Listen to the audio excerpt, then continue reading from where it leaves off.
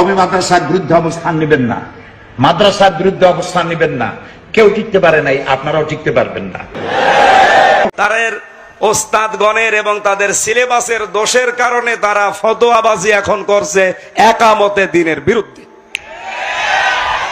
এরাই শুধু চার দেওয়ালের মাঝে এইটাকেই মনে করেছে এইটাই দুনিয়া। আমি তো নিজে কওমি মাদ্রাসায় পড়েছি, হাফেজি মাদ্রাসায় পড়ে দেখেছি। যখন পড়তাম আমার মনে হইতো যে এইটাই মনে হয় পৃথিবী, এর বাইরে আর কিছু নেই।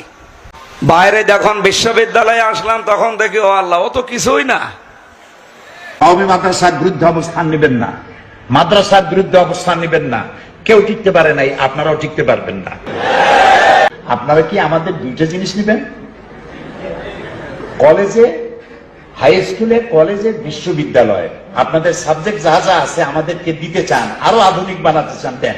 কিন্তু আমাদের দুইটা জিনিস আপনারা নেবেন, পারবেন নিতে? সেই দুইটা কি? একটা হলো কোরআন আর একটা হলো হাদিস।